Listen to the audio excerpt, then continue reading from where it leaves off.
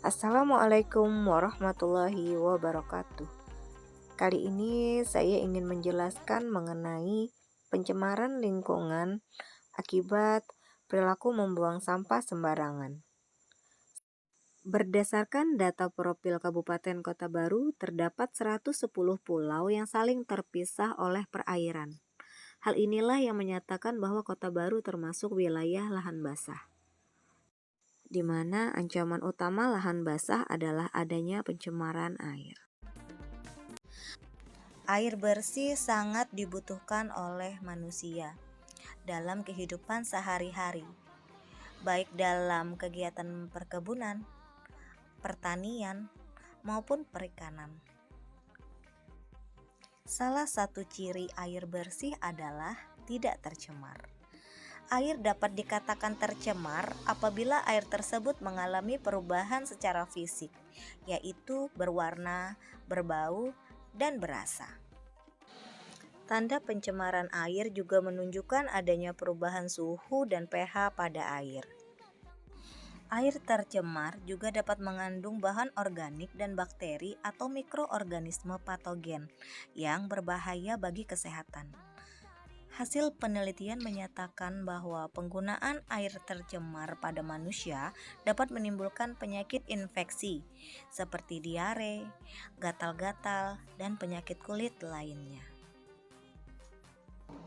Dampak lain dari air tercemar adalah rusaknya ekosistem air dan lingkungan. Seperti kita lihat di daerah ini, air tampak menguning dan terdapat banyak tumpukan sampah akibat perilaku manusia yang secara sadar membuang sampah sembarangan.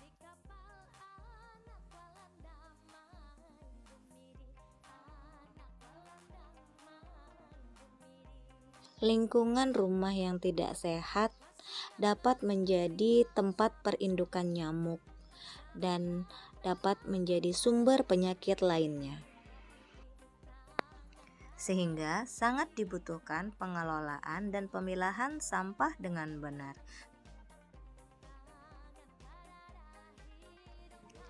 Sampah yang dibiarkan begitu saja dan mengendap tidak akan lapuk selama puluhan tahun, namun akan secara perlahan terurai menjadi partikel yang sangat kecil yang disebut dengan partikel mikroplastik, yang kemudian akan menjadi sumber penyakit dan membahayakan kesehatan masyarakat.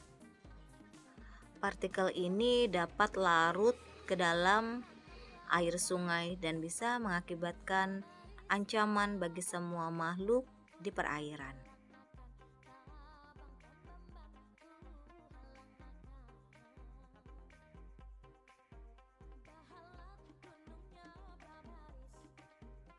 Tidak hanya sampah, pencemaran air juga dapat diakibatkan oleh aktivitas manusia lainnya, seperti akibat membuang sampah ke air, buangan aliran air limbah rumah tangga, dan sisa-sisa zat kimia hasil penggunaan pestisida.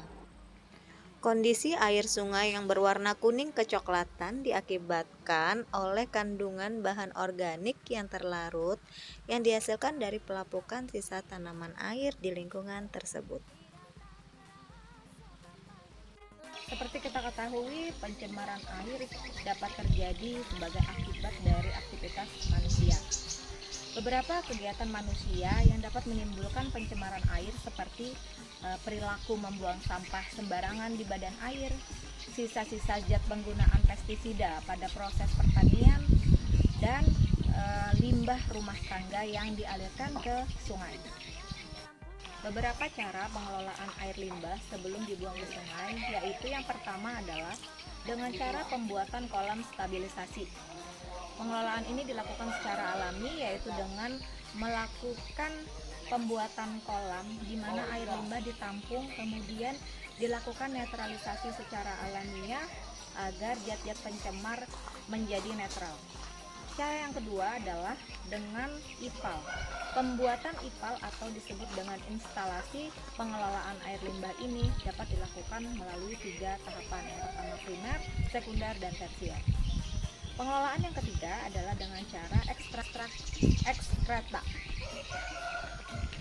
Cara ini dilakukan dengan cara menampung air limbah ke dalam septic tank. Hal ini dapat dilakukan secara kolektif maupun komunal. Selain 3 cara pengelolaan air limbah tersebut, kita juga dapat melakukan pemberdayaan yang dapat kita terapkan dalam kehidupan sehari-hari, yaitu dengan 4R. R yang pertama adalah reduce, yang kedua adalah reuse, ketiga adalah recycle, yang keempat adalah repair. Reduce sendiri artinya adalah mengurangi penggunaan sampah, seperti contohnya mengurangi penggunaan kantong kresek pada saat berbelanja. Yang kedua adalah reuse, menggunakan kembali sampah sebagai barang yang lebih bermanfaat. Ketiga yaitu recycle, mengolah sampah menjadi sesuatu benda yang lebih bermanfaat maupun bernilai ekonomi. Yang keempat yaitu repair, pemeliharaan terhadap lingkungan dengan cara membuang sampah pada tempatnya.